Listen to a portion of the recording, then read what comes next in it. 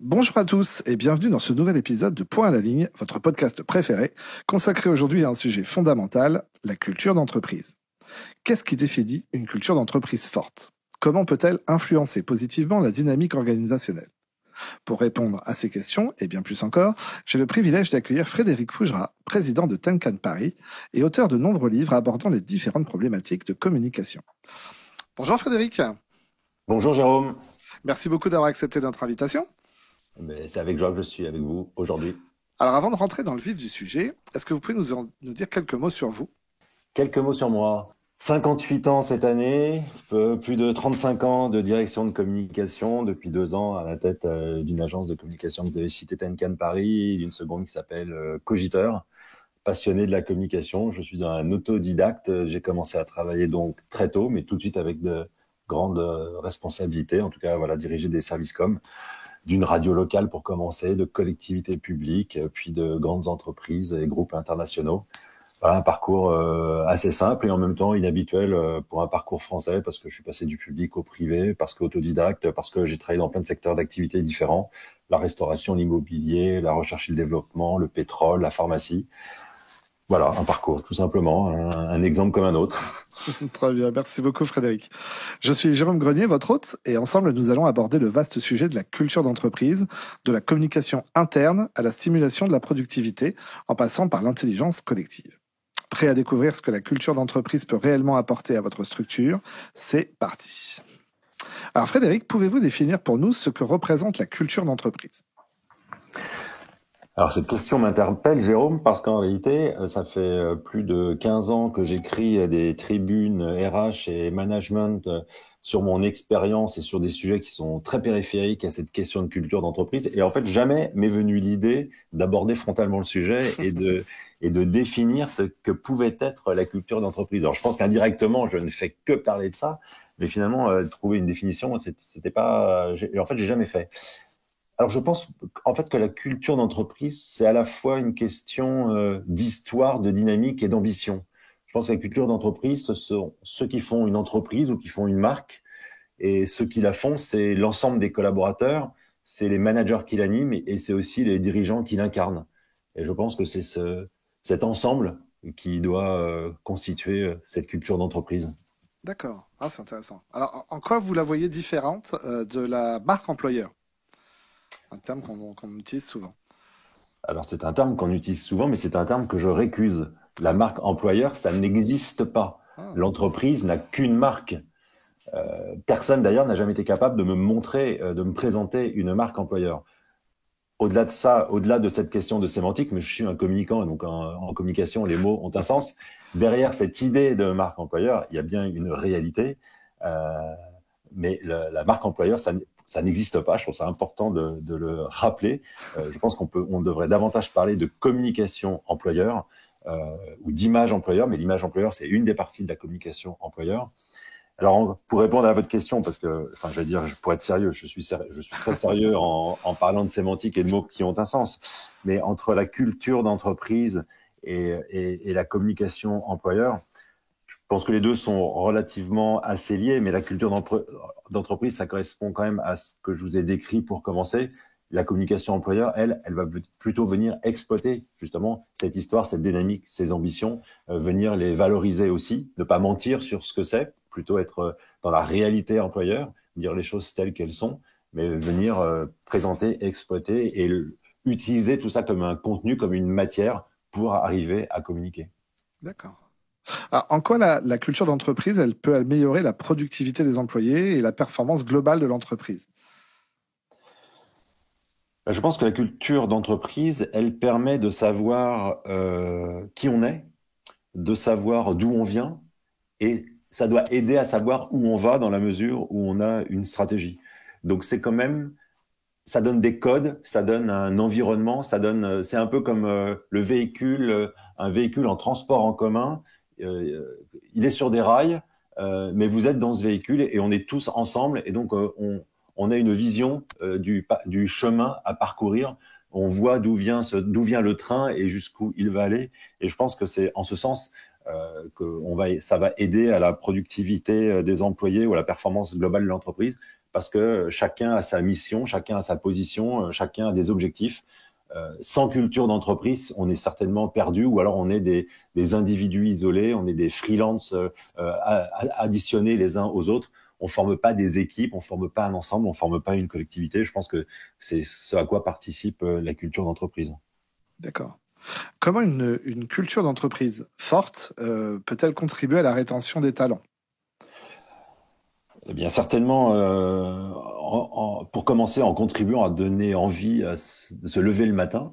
Euh, s'il n'y a pas de culture d'entreprise et finalement, s'il n'y a pas de cohérence, s'il n'y a pas de vision de l'entreprise, si je ne sais pas à quoi je sers, ni quelle est ma place, pour revenir à ce que je vous disais à l'instant, j'ai pas tellement envie de me lever le matin pour aller travailler.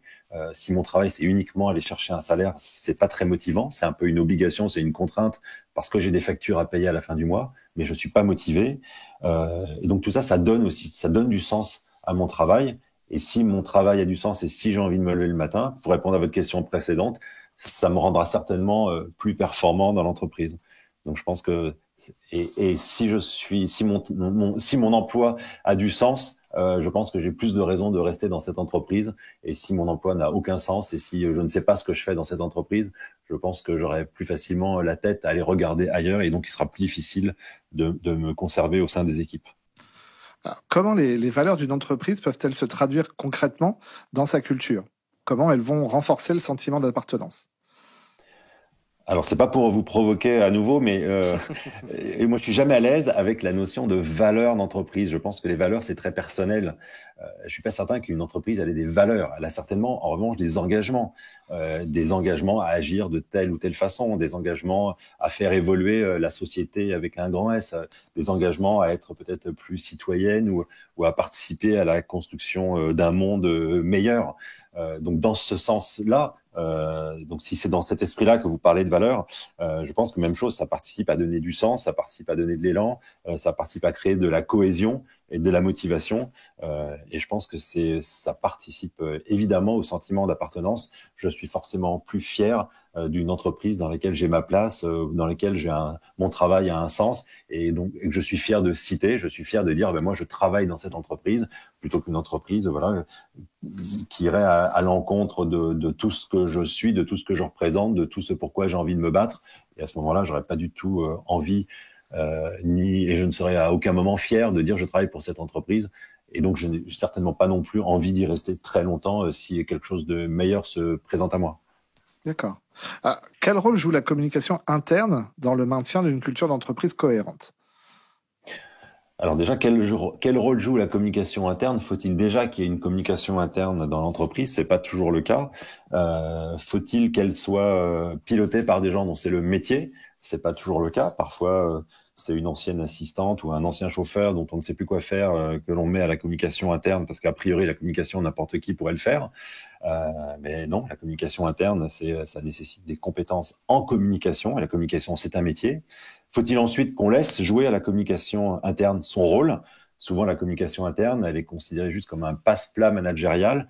Il y a des informations à faire passer d'un point A à un point B et on attend de la communication interne qu'elle soit uniquement l'outil qui véhicule ces informations. La communication, c'est produire de l'intelligence, c'est pas fabriquer des outils. Donc, c'est pas le rôle de la communication interne non plus de faire la communication managériale. C'est à chaque manager de le faire. Donc tout ça, c'est des réserves sur le rôle de la communication interne parce que souvent on en attend beaucoup, mais on ne lui laisse pas faire son rôle. Et le rôle de la communication interne, c'est bien de partager, c'est bien d'expliquer les ambitions de l'entreprise, les stratégies, c'est bien de décrypter les situations particulières, singulières, notamment quand il y a une crise. On communique pas à l'extérieur en oubliant de communiquer à l'intérieur. Et la communication interne, son rôle, c'est aussi de valoriser les collaborateurs, c'est de valoriser les métiers. Souvent, dans beaucoup d'activités, on connaît mal les métiers, y compris en interne, mais aussi en externe. En valorisant les métiers à l'externe, ça participe à l'image employeur, et donc ça participe aussi au recrutement. On valorise aussi les succès, parce que c'est facile d'engueuler les gens quand ils ont mal fait leur boulot. Faut pas oublier aussi de les féliciter, de les montrer en exemple, d'avoir des rôles modèles au sein de l'entreprise. Voilà, pour montrer tout le positif que représente le potentiel, la richesse humaine. Souvent, on parle de la richesse humaine ou du capital humain. Ça, c'est beau dans le discours, il faut que ça se traduise aussi dans des faits et dans du ressenti. Ça, c'est le rôle de la communication interne et ça participe au sentiment d'appartenance. Ça aide au recrutement et ça aide certainement, assurément, à la performance aussi de l'entreprise. Alors, comment on construit et comment on cultive cette culture d'entreprise, justement? Alors, je pense la culture d'entreprise, elle se cultive plutôt par cercle. Je pense plutôt que de façon générale. Euh, Ce qui d'ailleurs fait on la cultive plutôt par secte plutôt que par cercle, pardon, plutôt que par secte. Euh, je pense que c'est important de cultiver une culture au sein d'un comité de direction ou d'une gouvernance. Ensuite, au sein de différentes équipes. D'ailleurs, ça peut être fait de façon un peu différente ou nuancée. Les mêmes équipes comptabilité ou les mêmes équipes IT ou les équipes communication ou des équipes commerciales, ce ne sont pas forcément faites des mêmes personnes qui ont les mêmes attentes, qui ont les mêmes besoins. Et donc, il faut répondre et créer une culture propre à cette équipe, propre à cette communauté. Et c'est l'ensemble de ces communautés qui ensuite forment une communauté globale d'entreprise. Mais je pense qu'il est très compliqué de s'adresser à une seule communauté au sein de l'entreprise. Il y a des gens très différents, des métiers très différents, des parcours très différents. Une entreprise, c'est aussi des régions différentes, voire des pays différents. Donc, il faut s'adapter à toutes ces considérations. Donc, c'est par communauté d'intérêt, par communauté de travail, par communauté géographique, où on peut travailler cette culture, donc sous des bases qui sont souvent très proches, mais avec les discernements ou les nuances qui peuvent être nécessaires pour vraiment bien répondre aux attentes de ses collaborateurs. Et c'est ça qui permet de construire quelque chose de solide et de cohérent à l'arrivée. Mais à commencer par une culture d'entreprise qui soit cultivée au niveau d'une gouvernance. Même chose, un comité de direction, c'est pas que des cow-boys où chacun tire dans son coin, cherche la performance de son côté, cherche à briller de son côté contre ses autres collègues. Non, non, on est toujours à tout moment une équipe, un collectif qui travaille ensemble. Quoi. Fonction support comme autre fonction, il n'y a pas de raison de mettre les fonctions support de côté par rapport à des fonctions commerciales. Une armée, elle n'avance pas si elle n'est pas ravitaillée derrière. Donc tout le monde a la même importance et tout le monde participe et construit les succès de l'entreprise. Comment on cultive l'intelligence collective au sein d'une organisation et pourquoi c'est important? Alors c'est crucial l'intelligence collective, mais quelque part c'est une question qui est très proche de celle que vous m'avez posée précédemment. Là, cette intelligence collective, c'est de comprendre le rôle et l'importance de chacun dans une organisation. Je ne suis pas plus important ou moins important qu'un autre. Je suis recruté pour une fonction. Je ne suis pas recruté pour me faire plaisir ou pour décorer. C'est parce que j'ai un rôle important. Chacun est crucial dans sa fonction. Il n'y a pas de petite ou de grande fonction, et c'est l'association de l'ensemble de ces fonctions qui font marcher l'entreprise. Et c'est cette intelligence collective où tout le monde doit être considéré et avoir la même considération qui font qu'il y a une intelligence collective et qu'une entreprise ou qu'une communauté va être plus forte qu'une autre, où il n'y aura pas cette intelligence collective. Ok. Alors, comment la libération de la parole, elle favorise une culture ouverte et collaborative? Alors, la libération de la parole, elle favorise assurément une culture ouverte, collaborative, et elle participe aussi à l'intelligence collective, à supposer qu'elle existe, cette libération de la parole. Parce que la libération de la parole, elle est souvent dans les discours managériaux, elle est souvent dans les suppositions. Ah, mais moi, tout le monde peut s'exprimer dans mon équipe.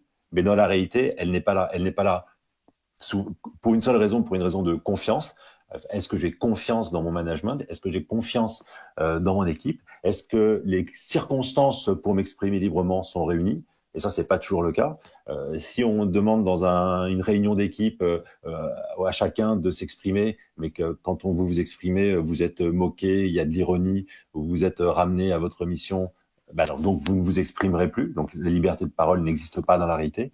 Donc c'est vraiment une question de confiance. Il faut avoir la confiance et être certain de pouvoir s'exprimer. Après, c'est une question d'écoute.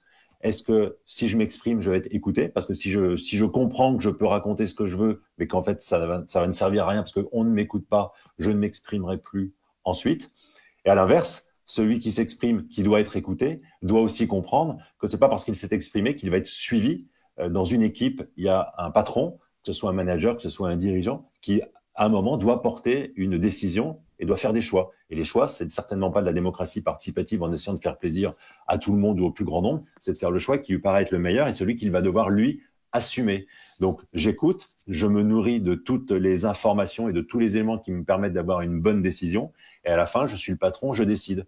De l'autre côté, je suis membre d'une équipe, je partage un maximum d'informations, j'ai la conviction, la certitude, la garantie, la confiance de ma direction, donc je peux m'exprimer et donner tous les éléments. Après, peut-être que je serai suivi, peut-être que je ne serai suivi que partiellement ou pas du tout, mais il y aura eu une écoute, il y aura eu une véritable collaboration, il y aura eu une véritable intelligence collective. D'accord. Alors, comment gérer les conflits entre les valeurs individuelles des employés et la culture d'entreprise établie? Ça, c'est une question intéressante et qui me paraît très actuelle en réalité. Peut-être qu'on se posait moins la question il y a 20 ans ou il y a 30 ans, parce qu'il n'y avait pas de conflit entre vision personnelle et loyauté. Et c'est un sujet assez compliqué parce que faut pas oublier que quand on travaille dans une entreprise, en fait, on occupe un emploi en échange d'un salaire. Et on se retrouve aujourd'hui quand même dans une ère très individualiste, très égoïste aussi d'ailleurs, où la question de la loyauté se pose beaucoup moins. C'est vrai de façon générale dans toute la société et au travail aussi. Il faudrait que tout soit conforme à nos propres valeurs. Mais pourtant, quand à la fin du mois, j'accepte le chèque ou le virement qui correspond à mon emploi, là, je ne le conditionne pas, je l'accepte bien. Donc, ça veut dire aussi quelque part qu'à partir du moment où on occupe un emploi, on doit aussi savoir qui paie. Et à partir du moment où l'entreprise vous paye, ça veut dire qu'à un moment, vous avez aussi un devoir de loyauté vis-à-vis d'elle. Donc, soit ça vous pose un problème de conscience, et à ce moment-là, vous devez quitter cette organisation. C'est pas l'organisation qui doit s'adapter à vous, ou alors vous faites avec par devoir de loyauté. C'est le cas par exemple, de fonctionnaires. Un fonctionnaire est au service d'un pouvoir politique. Les pouvoirs politiques changent, les fonctionnaires restent. Donc, évidemment, les fonctionnaires ne devraient pas être des freins ou saboter le travail d'un pouvoir politique au motif qui ne leur convient pas. Ils acceptent bien la paye de l'État à la fin du mois pour leur salaire. Mais c'est une question de conflit, de positionnement, de loyauté personnelle. C'est un vrai sujet et c'est effectivement un sujet auquel est confrontée l'entreprise, qui doit être beaucoup plus attentive aujourd'hui certainement à chaque personne et à la personnalité de chacun de ses salariés, mais ne doit pas non plus oublier, et le salarié ne doit pas non plus oublier qu'il vient exercer une mission au service d'un collectif. C'est pas sa propre vision ou c'est pas sa propre entreprise. Il peut aussi aller créer sa propre entreprise s'il veut le faire lui-même à ses conditions, avec ses propres valeurs, s'il est en désaccord avec les valeurs de l'entreprise dans laquelle il travaille. Donc c'est un juste équilibre entre réalité sociale et sociétale aujourd'hui, et puis aussi une question d'honnêteté, de loyauté vis-à-vis d'un employeur qui vous paye. Et donc, vous n'êtes pas obligé d'accepter sa paye si vous n'acceptez pas la façon dont on travaille dans cette entreprise. D'accord, très clair. Alors, quels sont selon vous les éléments clés pour créer une culture d'entreprise inclusive et diversifiée? Alors, ça va être ma troisième provoque du jour. Pour commencer, j'ai envie de dire stop à l'inclusion. Stop à l'inclusion, c'est une tribune qui a été, c'est le titre d'une tribune qui a été rédigée par le champion paralympique Michael Jérémias, qui a été un champion du monde et champion olympique de tennis fauteuil, et qui en a ras-le-bol d'entendre parler d'inclusion. Et je suis d'accord avec lui, parce que si demain je croise un extraterrestre dans la rue, peut-être pourrais-je me poser la question de son inclusion. Maintenant, quand je croise un homme ou une femme dans l'entreprise, dans la rue ou n'importe où, je n'ai pas à l'inclure puisqu'il fait partie de la société de laquelle je fais partie moi-même. Donc, nous sommes supposés être égaux et donc je n'ai pas à me considérer supérieur ou à considérer l'autre comme inférieur et devoir, moi, faire un effort pour l'inclure. Si la personne est différente et qu'elle pose un problème, c'est moi le problème, c'est pas elle.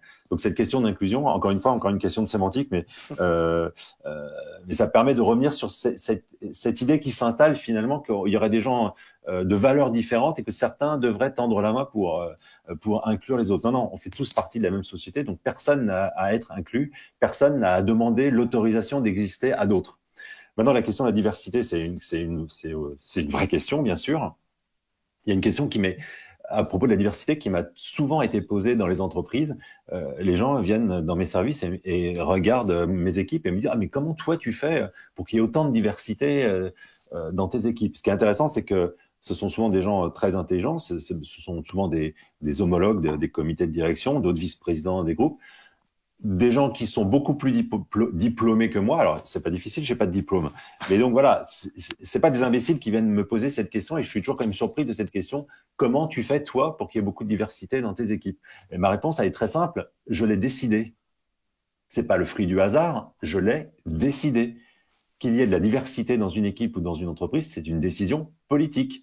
Est-ce que je décide de ne recruter que des gens qui me ressemblent, que des gens qui sont issus de mon milieu social, que des gens qui sont issus de mon quartier, de mon environnement proche? Est-ce que je recrute dans mes cercles d'amis? Est-ce que je recrute dans mon cercle étudiant? Et donc forcément, toujours des gens qui quelque part appartiennent à une même communauté, ou est-ce que je décide de m'ouvrir? Est-ce que je vais recruter à l'étranger? Est-ce que je décide que dans mon équipe, ce n'est pas possible qu'il n'y ait pas de personnes handicapées et donc je vais faire le travail nécessaire pour aller recruter des handicapés? C'est plus compliqué, ils viennent moins à vous, ils se pensent moins légitimes, ils frappent moins à la porte, il y a un plafond de verre, donc il y a un effort supplémentaire. Donc ça demande plus de temps, ça demande un peu plus d'énergie. C'est une décision politique. C'est ça la diversité. La diversité, elle ne s'improvise pas et elle ne vient pas d'elle-même. C'est pas par hasard que vous aurez des jeunes, des vieux, des gens de différentes origines culturelles, de différents quartiers, de différentes formations professionnelles, de différentes religions, sans religion. Ça ne se fait pas par hasard. Ça se fait parce que vous l'avez décidé.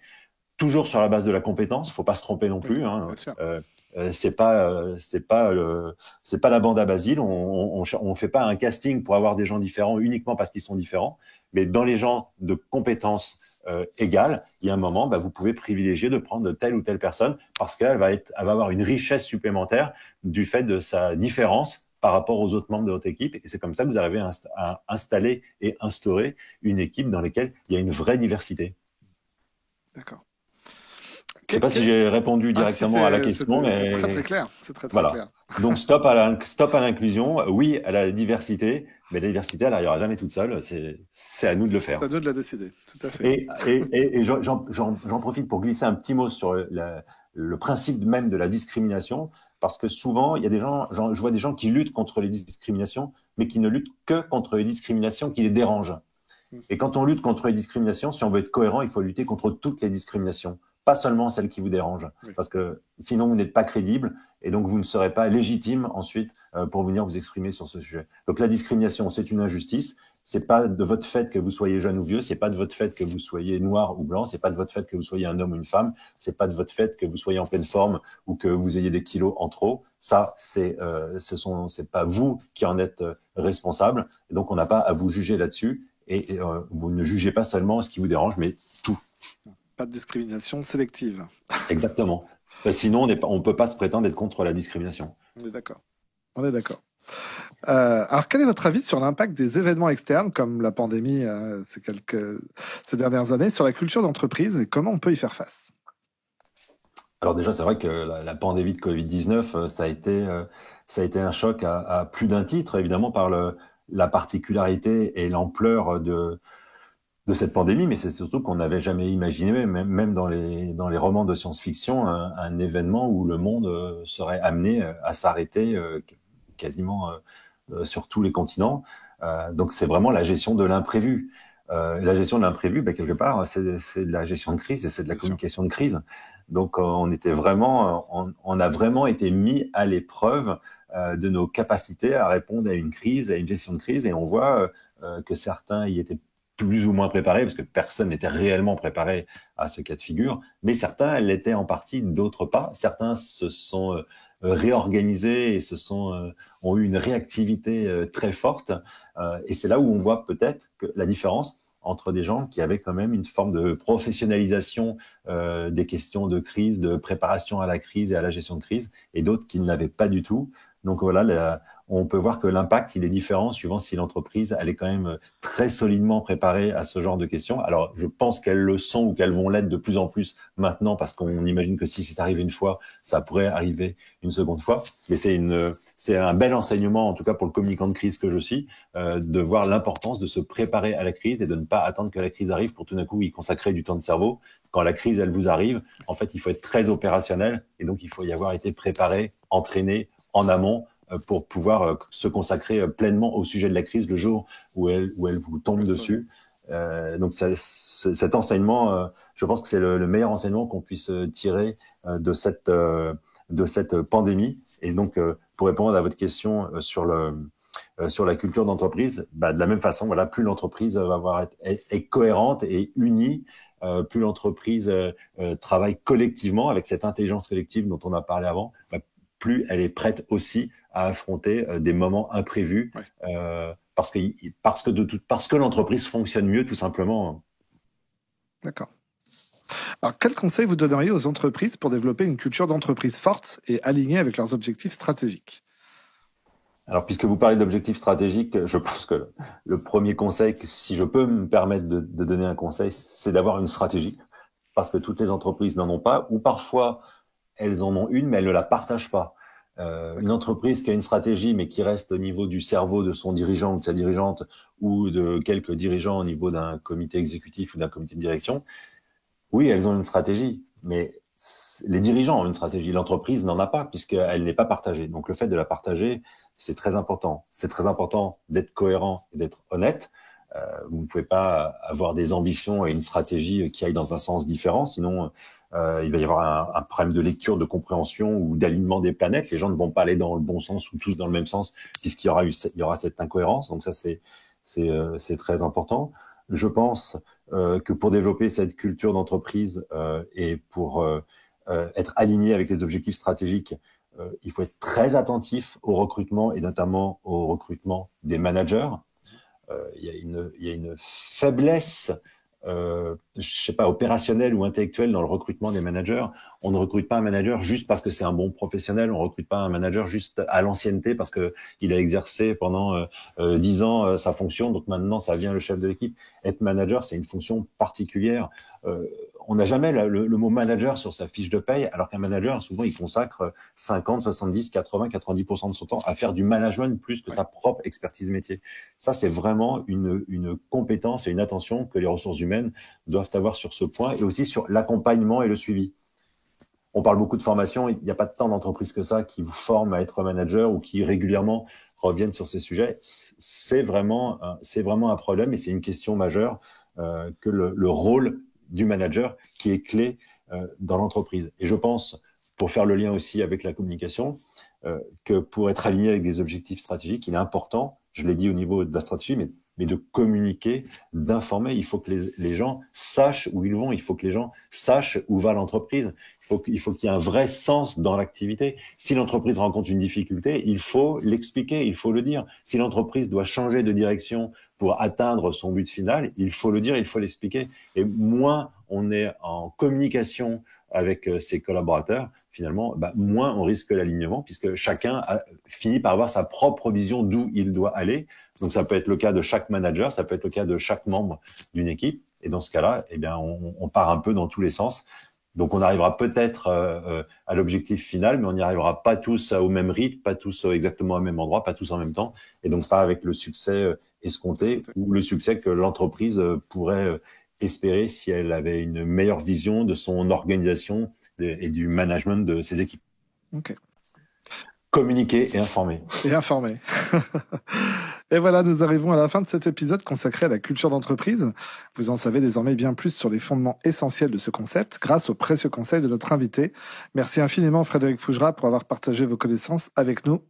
Merci Jérôme, et je rappelle, histoire, dynamique, ambition, c'est ça pour moi la culture d'entreprise.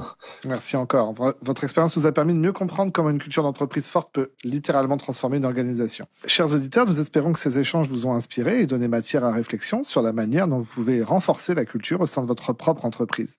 Merci de nous avoir suivis. Un grand merci à l'agence CMS et Clean Studio pour avoir rendu ce podcast possible. On se donne rendez-vous très vite pour de nouvelles aventures sonores à travers le monde de la communication. D'ici là, n'oubliez pas de nous faire part de vos impressions sur les réseaux sociaux et de vous abonner pour ne manquer aucun épisode. À la prochaine!